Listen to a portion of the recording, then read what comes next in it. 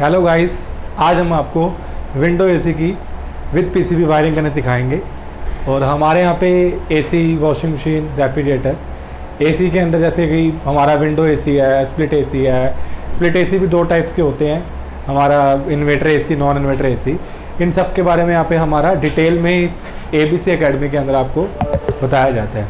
आपको कोई भी डाउट है, कोई भी इंक्वायरी है, इस एकेडमी में आके एक बारी अपना डाउट क्लियर कर सकते हैं। तो आज हम जो आपको टॉपिक कराने जा रहे हैं वो हमारा टॉपिक है कि window AC wiring diagram PCB के साथ, विद पीसीबी।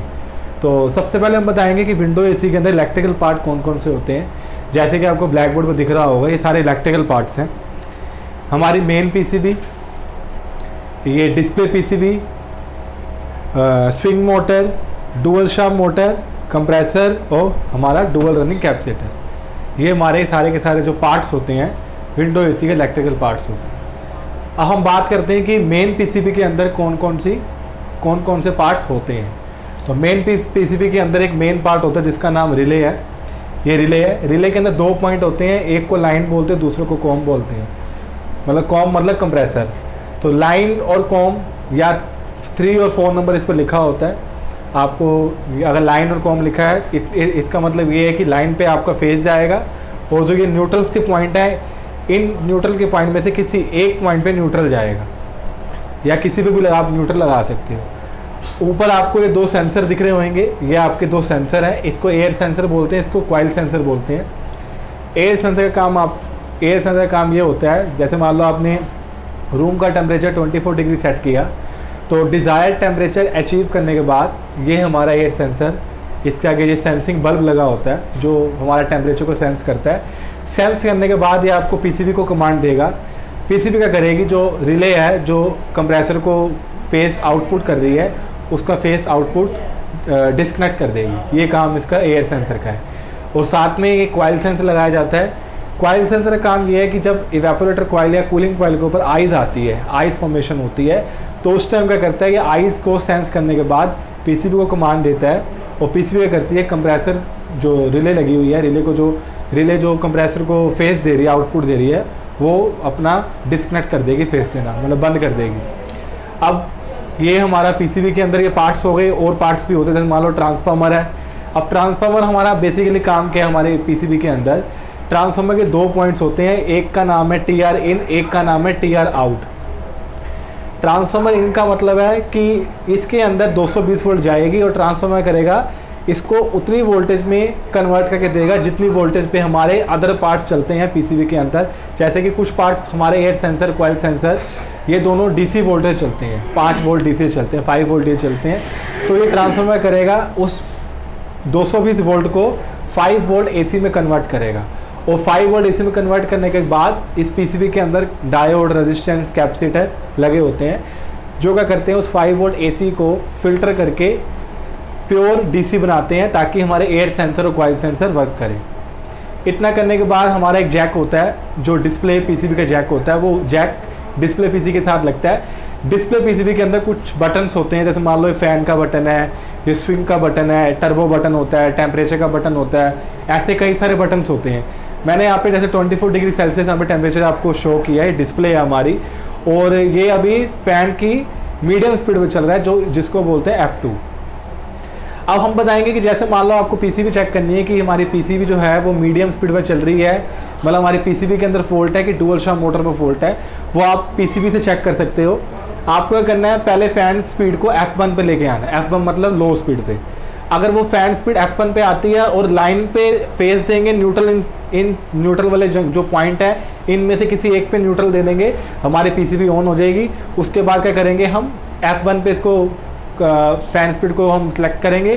सिलेक्ट करने के बाद ये लो वाली स्पीड पे फेस आएगा, मीडियम और हाई पे नहीं आएगा। अगर वो मीडियम और हाई पे भी आता है, इट मीन्स कि हमारी पीसीबी जो है वो ख़राब हो चुकी है, उसको रिपेयर करवाना पड़ेगा। ऐसे ही हम F2 पे करेंगे तो मीडियम पे आएगा, F3 पे करेंगे तो हाई पे आएगा।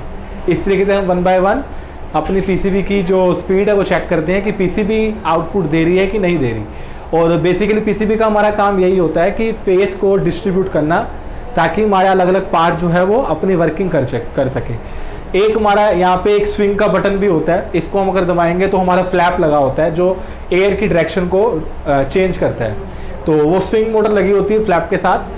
अगर हम ये स्विंग मोटर को ऑन करेंगे तो यहाँ पे लाइट जलती है पीसीबी के अंदर, और ये स्विंग वाले जो पोर्शन है इस पे फेस आ जाता है। अगर इस पे फेस आता है बटन प्रेस करने पे, इसका मतलब ये है कि आपकी पीसीबी ओके है। इसका मतलब ये है कि आपकी पीसीबी ओके है, और अगर ओके होने के बाद भी आपकी पीसीबी नहीं चल रही तो आपको पीसीबी चेक करनी पड़ेगी। जो विंडो एसी की पीसीबी जो होती है वो 220 वोल्ट एसी चलती है, मतलब हम इसको डायरेक्ट सप्लाई देंगे 220 वोल्ट तो ये आपकी चालू हो जाएगी। अगर आपको चेक करना है तो इस तरीके से आप चेक कर सकते हो। अगर ये फेस दे रहा है उसके बाद भी नहीं चल रही तो एक बार आप इसको वायर इसके डिस्कनेक्ट करके उसके बाद इसको डायरेक्ट सप्लाई लगा के चेक करो। चल जाती तो ठीक है, नहीं चलती तो फिर स्विंग मोटर के अंदर दिक्कत है, आपको रिप्लेस करके लगा देंगे। आगे बात करते हैं हम, ये हमारी DSM मतलब डुअल शाफ्ट मोटर है। इसके अंदर 5 वायर्स होती हैं, किसी में 6 वायर होती हैं। 5 वायर का मतलब है जिसके अंदर 5 वायर्स होंगी, मतलब एक हाई है, एक मीडियम, एक लो है, एक रनिंग है, एक स्टार्टिंग है। और अगर जिसमें 6 होंगी तो उसमें 2 रनिंग होती हैं। एक रनिंग जो है वो न्यूट्रल के लिए होती है, एक रनिंग जो कैपेसिटर के लिए होती है। ये हमारा कंप्रेसर है, कंप्रेसर के 3 वाइंडिंग होती हैं, कॉमन, रनिंग, स्टार्टिंग। और ये हमारा डुअल रनिंग कैपेसिटर है। इसके पॉइंट होते हैं कॉमन, फैन और H4 हार्मेटिक। कॉमन पे कंप्रेसर की और डुअल शाफ्ट मोटर की रनिंग जाती है और साथ में न्यूट्रल जाता है, ये आपको याद रखना है कि कॉमन पे डुअल रनिंग कैपेसिटर के कॉमन पे हमेशा कंप्रेसर का और डुअल शाफ्ट मोटर का रनिंग जाएगा और साथ में न्यूट्रल जाएगा। और फैन पे कैपेसिटर के फैन वाले पॉइंट पे फैन की स्टार्टिंग जाती है, और कंप्रेसर की जो स्टार्टिंग है वो हार्मेटिक वाले पोर्शन पे जाती है। ये सिंगल रहती है क्योंकि S4 स्टार्टिंग, S4 सिंगल होता है, ठीक है ना।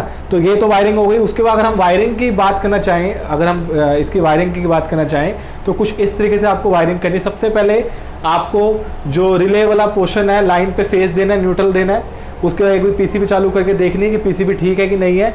अब मान लो कस्टमर ये कहता है कि मेरा एसी जो है वो कूलिंग नहीं कर रहा, बिल्कुल भी कूलिंग नहीं कर रहा, तो आपने हमेशा ये नहीं बोलना, आपके माइंड में हमेशा ये चीज़ आनी चाहिए कि रेफ्रिजरेंट की कमी है। तो ये भी हो सकता है कि आपका कंप्रेसर ना चल रहा हो, पीसीबी के अंदर फॉल्ट हो या कैपेसिटर वीक हो। आपको उसको चेक करने के लिए क्या करना पड़ेगा, मेन पीसीबी के अंदर फेस और न्यूट्रल डालने के बाद पीसीबी को ऑन करना है और टर्बो बटन को प्रेस करना है। टर्बो बटन को प्रेस करते ही आपका कंप्रेसर पे फेस आएगा। अगर एक कंप्रेसर पे फेस आता है इसका मतलब ये है कि आपकी पीसीबी ओके है। अगर ये पीसीबी ओके होगी उसके बाद हम कंप्रेसर देखेंगे। कंप्रेसर में क्या देखना है, जो कैपेसिटर है वो वीक तो नहीं हो गया।